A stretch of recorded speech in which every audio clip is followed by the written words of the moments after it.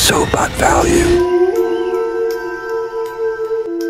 Assalamualaikum warahmatullahi wabarakatuh. Semoga kalian semua selalu dalam lindungan Allah dan dijauhkan dari gangguan yang tak kasat mata. Sebelum cerita dimulai, jangan lupa like, komen, dan subscribe agar kalian nggak ketinggalan kisah horor lainnya. Yuk kita mulai ceritanya. Desa Kelampok yang dikelilingi sawah hijau dan deretan pohon kelapa. Sinar matahari pagi menyelinap di sela-sela daun, menyapa rumah-rumah sederhana berdinding anyaman bambu. Desa ini kecil, namun cerita-cerita yang lahir di dalamnya selalu terasa besar bagi para warganya. Pagi itu seperti biasa, warung kopi Pak Maman di ujung kampung sudah ramai oleh suara tawa dan bisik-bisik warga. Topik yang hangat bukan lagi soal panen padi atau harga pupuk, melainkan Bu Indah, janda beranak satu yang menjadi bawahan Pak Lurah. Bu Indah yang bernama lengkap Indah Sari adalah wanita berusia 37 tahun dengan senyum yang selalu ramah dan sorot mata yang penuh semangat. Rambutnya agak pendek, selalu diikat rapi dan pakaian seragamnya yang sederhana, namun selalu bersih, membuatnya menonjol di antara pegawai kantor desa lainnya. Dikenal sebagai pekerja keras, ibu yang penyayang bagi putranya, Bima, dan sosok yang tak pernah absen membantu tetangga. Namun belakangan ini, langkahnya yang sering terlihat menuju kafe milik badan usaha pemilik desa, atau yang disebut BUMDes, bersama Pak Lurah, Bapak Suryo, menjadi bahan perbincangan. Tadi pagi, aku lihat Bu Indah sama Pak Lurah jalan bareng lagi ke kafe BUMDes, kata Mbok Sari sambil mengipasi wajahnya dengan daun pisang di warung Pak Maman. Katanya sih cuma bahas urusan desa, tapi lah kok yo setiap hari ya. Ya Tuhan, Mbok, jangan seuzon dulu, sahut Bu Tini, meski nada suaranya penuh rasa penasaran. tapi memang aneh ya. Pak Lurah kan sudah punya Bu Lurah, maksudku Ibu Suryo. Terus Bu Indah kan janda. Apa iya cuma urusan kerja? Para warga di warung itu mengangguk-angguk. Sebagian menahan tawa, sebagian lagi mengerutkan kening. Di desa Kelampok, kabar kecil bisa jadi besar dalam sekejap. Apalagi Pak Lurah dikenal sebagai pria yang berwibawa, tapi juga punya senyum yang menurut para ibu-ibu bisa bikin hati perempuan muda berdebar. Sementara Bu Indah dengan kecantikannya yang sederhana dan sikapnya yang hangat tak pernah lepas dari perhatian warga sejak suaminya meninggal 3 tahun lalu. Sementara itu di kafe BUMDes yang berjarak tak jauh dari kantor desa, Bu Indah dan Pak Lurah duduk di sudut ruangan. Kafe itu sederhana, dengan meja kayu dan kursi plastik yang dihiasi kain batik. Aroma kopi robusta khas desa menguar di udara, bercampur dengan wangi nasi goreng yang baru saja disajikan. Bu Indah mengaduk kopinya pelan, sesekali melirik tumpukan kertas di atas meja. Ini Pak, laporan anggaran proyek irigasi sudah saya cek ulang. Ada beberapa poin yang perlu kita bahas sama Pak Kades dan desa sebelah, ujar Bu Indah, suaranya tenang namun tegas. Pak Lurah mengangguk, menyesap teh hangatnya. Bagus Bu Indah, kerja keras ibu ini bikin saya tenang. Proyek ini harus selesai cepat waktu. Soalnya warga sudah resah soal banjir musim lalu. Pembicaraan mereka mengalir soal pekerjaan, anggaran, jadwal pertemuan, dan keluhan warga soal saluran air. Namun di luar kafe, sepasang mata dari kejauhan memperhatikan. Itu adalah Mas Rudi, pemuda yang bekerja sebagai tukang ojek di desa. Ia mengenal Bu Indah sejak lama, bahkan sebelum ia menjadi janda. Ada perasaan yang tak pernah ia ungkapkan.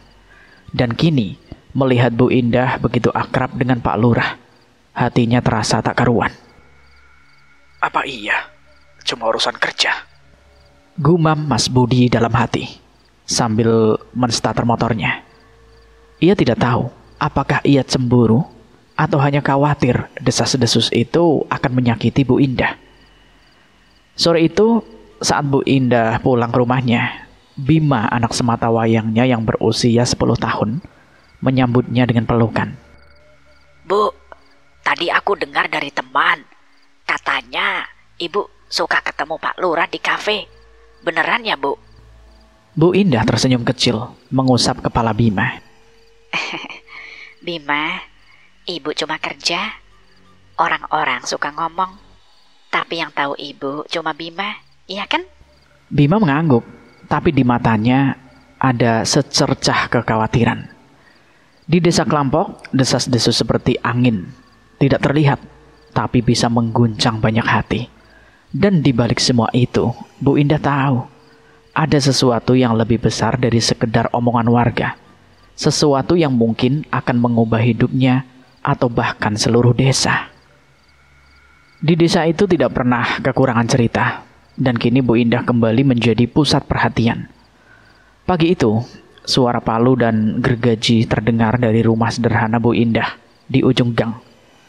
Rumah berdinding anyaman bambu yang dulu nampak biasa saja, kini sedang direnovasi. Pekerja desa sibuk memasang tembok bata, mengecat dinding dengan warna putih bersih, dan memasang atap genteng baru yang mengkilap di bawah sinar matahari. Tak hanya itu, sebuah mobil bekas berwarna silver, sebuah sedan tua tapi masih mulus, kini terparkir di halaman rumah yang baru diperluas. Lihat deh, rumah Bu Indah sekarang kayak rumah pejabat. Seru Mbok Sari di warung Pak Maman. Matanya tak lepas dari secangkir kopi yang sudah dingin. Itu mobil juga, meski bekas, pasti harganya lumayan toh. Dari mana duitnya coba? Bu Tini yang sedang mengupas bawang untuk dagangannya menimpali dengan nada penuh makna. Ya, kalau cuma gaji pegawai desa ya mana mungkin. Pasti ada yang bantu. Aku sih curiga sama Pak Lurah. Bukannya mereka sering ketemu di kafe Bumdes. Desas-desus itu menyebar seperti api di musim kemarau. Warga yang lewat di depan rumah Bu Indah tak henti-hentinya melirik. Sebagian dengan kagum, sebagian lagi dengan alis terangkat. Ada yang bilang Bu Indah dapat warisan dari keluarga almarhum suaminya. Ada pula yang yakin ia mendapat bantuan khusus dari Pak Lurah. Yang jelas, perubahan drastis ini membuat lidah-lidah di desa semakin lincah. Di rumahnya yang kini setengah jadi, Bu Indah mengawasi para pekerja sambil sesekali menggendong Bima yang pulang sekolah. Bu, rumah kita jadi bagus banget. Nanti Bima bisa ajak teman-teman main ke sini ya, Bu. Kata Bima dengan mata berbinar, berlari-lari di halaman yang kini sudah dipasang pavling block. Bu Indah hanya tersenyum, tapi ada kerutan kecil di dahinya. Ia tahu betul apa yang dikatakan warga di belakangnya. Tentu saja, Bima. Ini semua buat kita, biar hidup kita lebih nyaman. Jawabnya lembut sambil mengelus kepala anaknya. Malam sebelumnya, Bu Indah memang baru saja menandatangani surat pembelian mobil bekas itu. Ia membelinya dari seorang pedagang di kota tetangga, menggunakan tabungan yang ia kumpulkan selama bertahun-tahun dari gajinya dan sedikit usaha sampingan. Renovasi rumah pun dibiayai dari pinjaman lunak yang ia ajukan melalui koperasi desa. Namun di mata warga, cerita itu terlalu sederhana untuk dipercaya. Mana mungkin janda anak satu bisa beli mobil dan renovasi rumah seenak itu? Bisik mereka. Sementara itu di kantor desa, Pak Lurah nampak sibuk dengan tumpukan dokumen. Ia baru saja selesai rapat dengan perwakilan desa tetangga soal proyek irigasi. Bu Indah sebagai stafnya duduk di seberang meja, mencatat poin-poin penting. Bu Indah, laporan ini tolong disiapkan untuk presentasi minggu depan ya. Ujar Pak Lurah, suaranya formal seperti biasa. Iya, Pak. Saya urus secepatnya. Jawab Bu Indah, fokus pada pekerjaannya. Namun saat ia mengangkat kepala, ia menangkap pandangan sekilas dari seorang staf lain yang seolah mengintip mereka. Bu Indah menghela nafas pelan. Ia tahu setiap gerak-geriknya bersama Pak Lurah selalu jadi bahan perhatian. Di luar kantor, Mas Rudi, tukang ojek yang diam-diam menyimpan rasa pada Bu Indah, mendengar bisik-bisik itu dari penumpangnya. Katanya sih, Pak Lurah yang ngasih duit buat renovasi rumahnya Bu Indah. Kalau benar, kasihan Bu Suryo, istrinya Pak Lurah. Ujar seorang ibu yang baru pulang dari pasar. Mas Rudi hanya diam, tangannya mencengkeram setang motor lebih erat. Ia tidak ingin percaya, tapi benaknya dipenuhi pertanyaan. Apakah Bu Indah benar-benar punya hubungan yang tak wajar dengan Pak Lurah? Atau ada rahasia lain di balik semua ini? Yang jelas, desas-desus itu kian mengguncang desa Kelampok, dan Bu Indah tanpa ia sadari sedang berdiri di tengah badai yang kian kencang. Malam menyelimuti desa Kelampok dengan tenang. Hanya sesekali terdengar suara jangkrik dan derit pintu kayu dari rumah-rumah tetangga. Di dalam rumah Bu Indah yang kini nampak lebih megah dengan dinding bata baru dan lampu taman yang menyala lembut. Suasana makan malam berlangsung hangat. Meja makan sederhana dari kayu jati dipenuhi hidangan sederhana. Nasi putih, sayur kolplai, tempe goreng, dan ikan asin yang disusun rapi di atas piring-piring. Bu Indah duduk di samping Bima, anaknya, yang sedang lahap menyantap makanannya. Di seberang meja, Nek Tumi, ibunya Bu Indah, mengunyah pelan sambil sesekali melirik ke arah anak dan cucunya. Wajah Nek Tumi itu yang sudah dipenuhi keriput namun masih penuh semangat, nampak sedikit muram malam ini. Cahaya lampu bolam di atas mereka menerangi ruangan, sekaligus memperlihatkan kerutan kekhawatiran di dahi sang nenek. Indah, Panggil Nek Tumi dengan suara pelan setelah memastikan Bima sibuk dengan ikan asinnya. Ibu tadi siang ke warung Mbak Sari beli minyak. Orang-orang pada ngomongin kamu, Nak. Bu Indah menghentikan gerakan sendoknya, menatap ibunya dengan alis sedikit terangkat. Ngomong apa, Bu? Soal rumah, mobil? Tanya Bu Indah, meski nadanya mencoba tetap tenang. Nek Tumi menghela nafas panjang, menurunkan pandangannya ke piring. Bukan cuma itu, Ndok. Mereka bilang kamu dekat sama Pak Lurah. Katanya duit buat renovasi rumah sama mobil itu dari dia. Ibu sih nggak percaya, Ndok. Tapi orang-orang di desa ini kan mulutnya itu pedes, kayak lombok. Apalagi kamu itu janda, gampang banget jadi sasaran. Bima yang tadinya asik makan, mendongak dengan mata polos. Bu, kenapa orang-orang ngomong gitu? Kan ibu cuma kerja sama Pak Lurah. Aku juga tahu ibu nabung lama buat rumah ini. Bu Indah tersenyum kecil pada Bima, mengusap kepalanya lembut. Iya, Bim. Orang suka ngomong karena mereka nggak tahu cerita sebenarnya. Ibu nggak ambil pusing. Namun di balik senyumnya, ada beban yang ia coba sembunyikan. Ia tahu betul bahwa desas-desus itu bukan sekedar omongan kosong. Ia bisa merusak nama baiknya, bahkan hubungannya dengan warga. Nek Tumi menggeleng pelan. Indah, ibu cuma khawatir.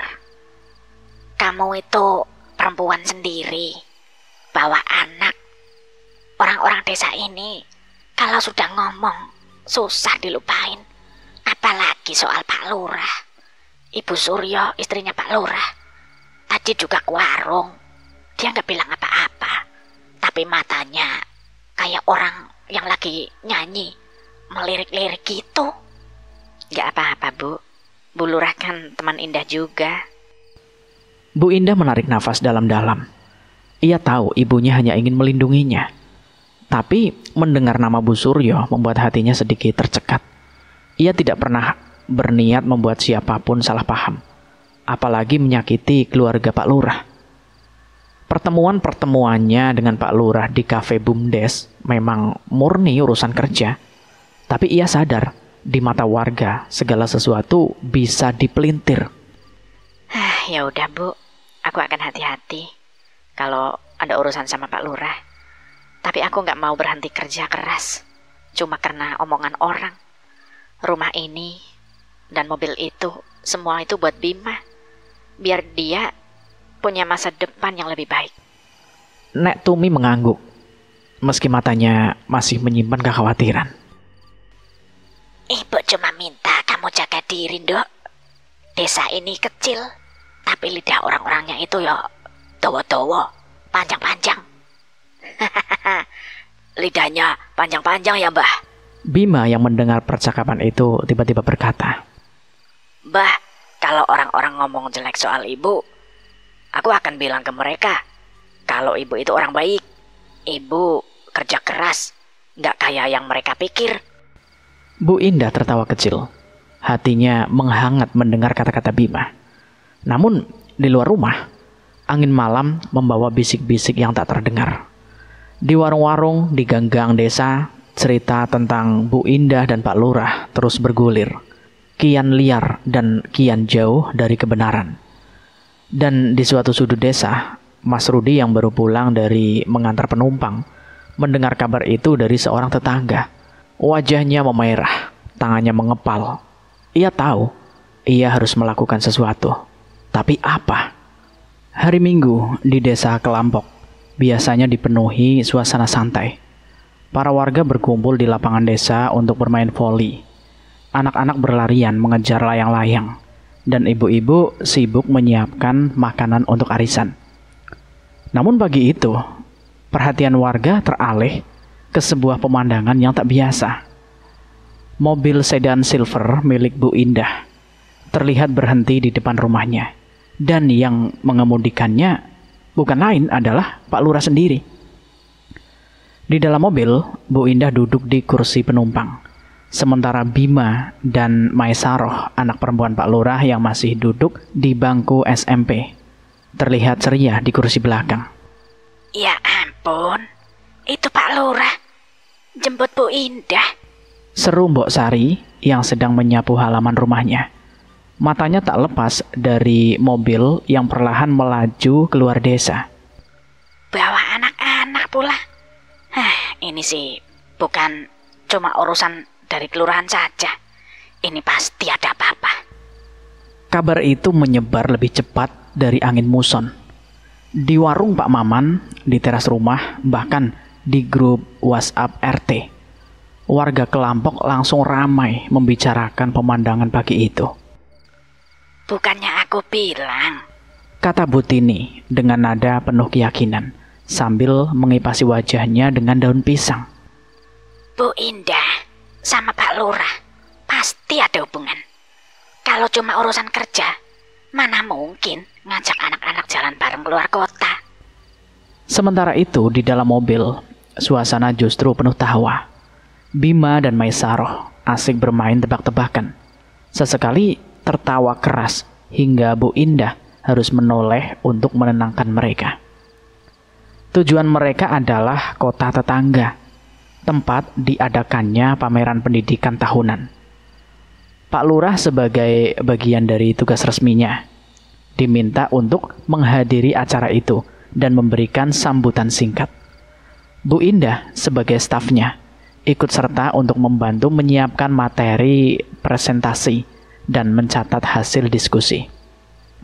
Bima dan Maesaroh diajak karena keduanya ingin melihat pameran universitas untuk rencana masa depan mereka. Pak, terima kasih. Sudah bolehkan Maesaroh ikut?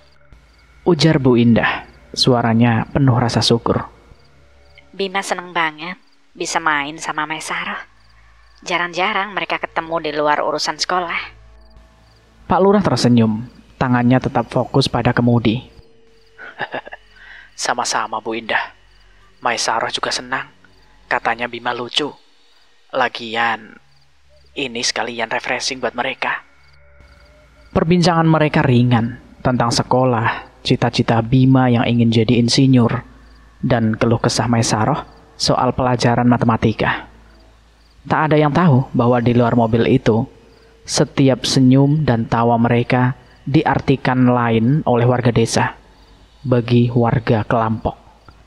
Pemandangan ini adalah bukti nyata. Sudah bawa anak-anak, berarti kan serius. Bisik seseorang tetangga di pinggir jalan saat mobil lewat. Di perjalanan pulang, Maesaroh dan Bima tertidur di kursi belakang. Lelah setelah seharian berkeliling pameran. Bu Indah menatap pemandangan sawah yang terhampar di luar jendela. Pikirannya melayang. Ia tahu desas-desus tentang dirinya dan Pak Lurah semakin menjadi-jadi. Terutama setelah renovasi rumah dan pembelian mobilnya itu. Tapi perjalanan ini yang ia anggap sebagai bagian dari pekerjaan dan kesempatan untuk anak-anak pasti akan menambah bensin ke api gosip. Ia menghela nafas pelan, berusaha mengabaikan beban di hatinya. Sementara itu di desa, Mas Rudi mendengar kabar tentang perjalanan itu dari seorang penumpang ojeknya. Wajahnya memerah, tangannya mengepal di setang motor. Ia sudah lama memendam perasaan pada Bu Indah, tapi kini melihat keakraban Bu Indah dengan Pak Lurah, bahkan sampai mengajak anak-anak jalan bersama, membuat hatinya semakin teriris. Kalau cuma urusan kerja, kenapa harus bawa Bima dan Maesaroh? Gumamnya dalam hati. Suaranya tenggelam oleh deru mesin motor. Saat mobil kembali memasuki desa Kelampok sore itu, mata warga kembali tertuju. Bisik-bisik berubah menjadi keyakinan. Bu Indah dan Pak Lurah pasti ada apa-apa. Dan di balik semua itu, sebuah rahasia yang tak seorang pun duga mulai mengintip dari bayang-bayang, siap mengguncang desa lebih hebat dari sebelumnya. Pagi itu, desa Kelampok yang biasanya tenang digegerkan oleh jeritan tajam yang memecah kesunyian. Matahari baru saja muncul di ufuk timur, menyinari sawah-sawah yang masih diselimuti kabut tipis. Seorang petani, Pak Jono, yang sedang menuju ladangnya untuk menyiram padi, tiba-tiba berhenti, kaku. Di pinggir saluran irigasi, tergeletak tubuh seorang pria dengan darah membasahi tanah di sekitarnya. Pak Jono mendekat dengan langkah gemetar, dan saat ia membalikkan tubuh itu, wajahnya seketika memucat. Itu adalah tubuh Pak Lurah, Pak Suryo, dengan dada yang hancur lebur, ditusuk-tusuk berulang kali menggunakan linggis yang masih tertancap di dada kanannya. "Ah, Pak Lurah! Ya Allah, Lurai!" teriak Pak Jono. Suaranya memantul ke rumah-rumah terdekat. Tak lama kemudian, warga berdatangan, membentuk kerumunan di sekitar lokasi. Suara tangis dan bisik-bisik memenuhi udara. Dada Pak Lurah robek-robek. Darah kental mengalir dari luka-luka dalam yang menganga, seolah penyerangan penuh amarah. Linggis besi itu yang biasa digunakan untuk menggali tanah, kini menjadi senjata maut yang menusuk jantung dan paru-parunya, meninggalkan bekas tusukan brutal yang membuat beberapa warga muntah melihatnya. Kabar menyebar seperti api di ilalang kering. Di warung Pak Maman, Mbok Sari dan Bu Tini sudah berkumpul. Wajah mereka penuh keterkejutan. Ini pasti ada hubungannya sama Bu Indah. Kemarin mereka jalan bareng keluar kota. Sekarang Pak Lurah mati. Siapa lagi yang punya motif kalau bukan urusan hati? Kata Mbok Sari dengan suara bergetar.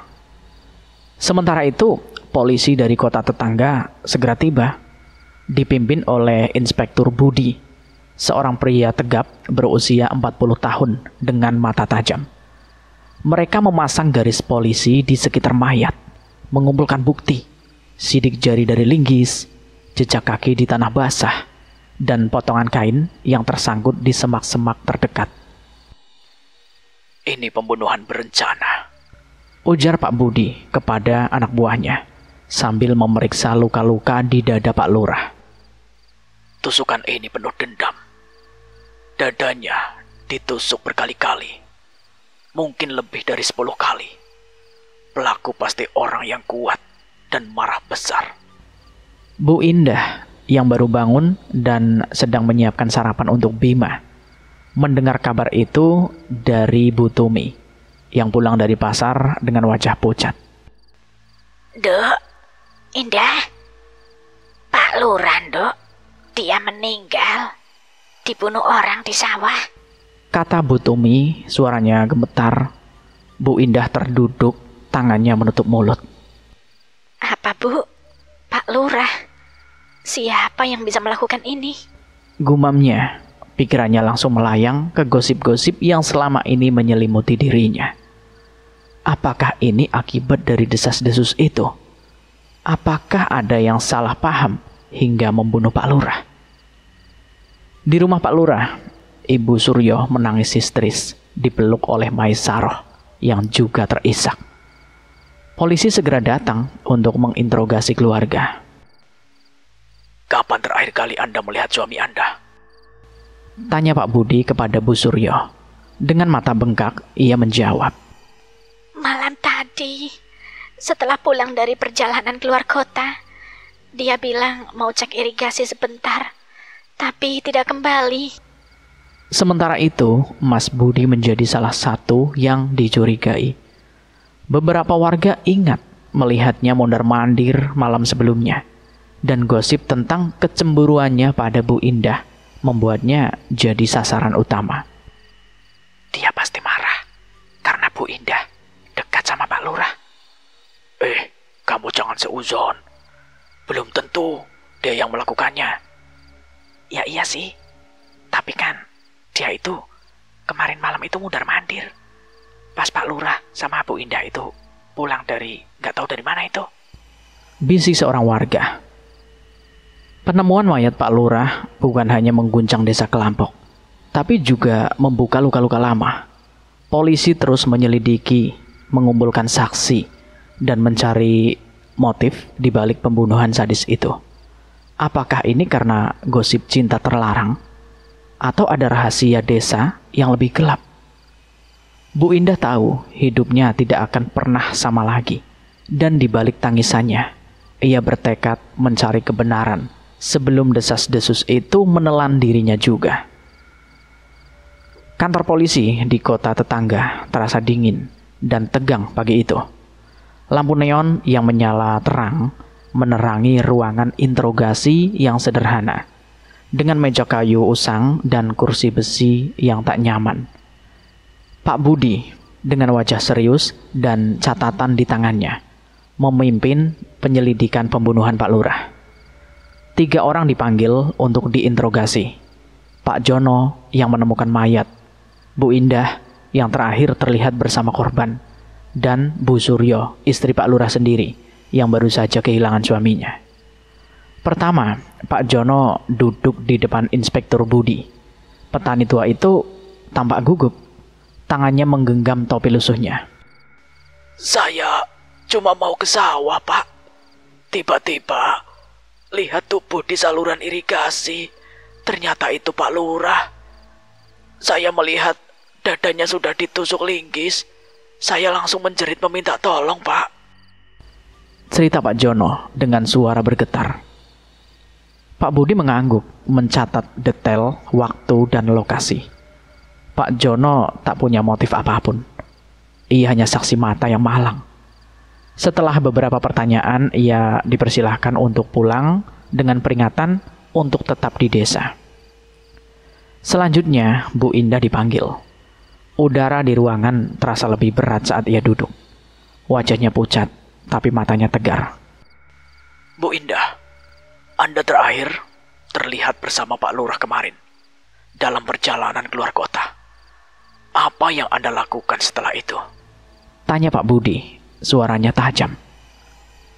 Bu Indah menarik nafas dalam-dalam. Kami menghadiri pameran pendidikan, Pak. Itu urusan resmi desa. Setelah pulang, saya langsung ke rumah. Pak Lurah bilang mau cek irigasi sebentar. Saya tidak tahu apa-apa lagi setelah itu. Warga bilang Anda sering bertemu dengan Pak Lurah, bahkan renovasi rumah dan beli mobil. Anda dicurigai dari dia. Apakah ada hubungan pribadi di antara kalian? Tidak, Pak. Itu semua gosip. Saya dan Pak Lurah punya bisnis bersama. Saya arsitek, lulusan kuliah di kota.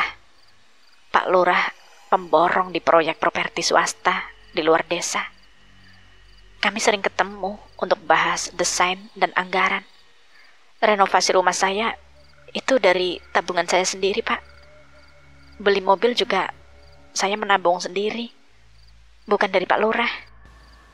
Ruangan hening sejenak.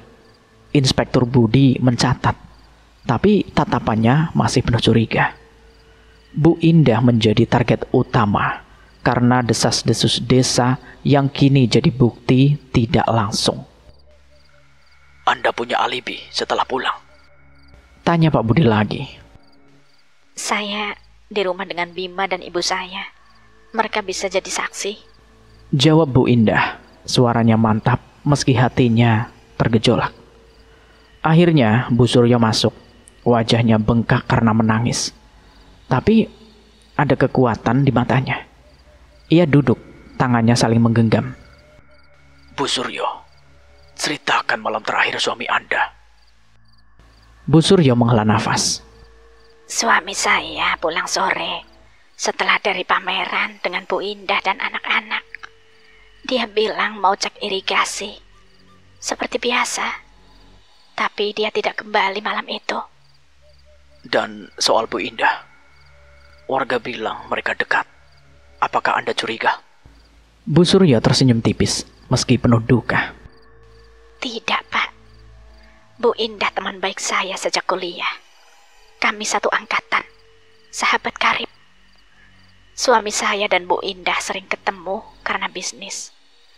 Bu Indah arsitek handal. Suami saya pemborong proyek properti di kota.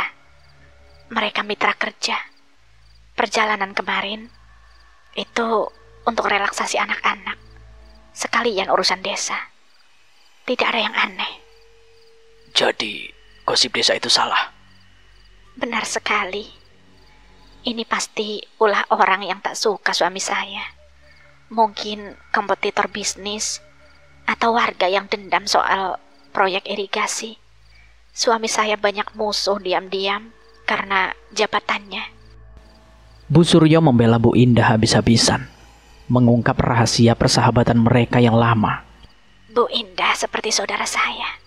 Dia janda, tapi kuat. Jangan salahkan dia, Pak. Cari pelaku yang sebenarnya.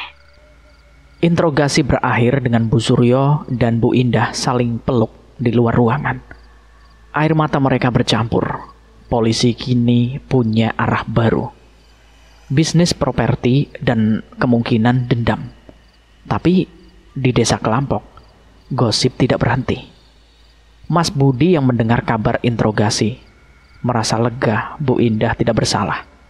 Tapi ia tahu rahasia ini baru permulaan dari badai yang lebih besar. Kantor polisi di kota tetangga menjadi saksi bisu dari akhir tragis kasus pembunuhan Pak Lurah.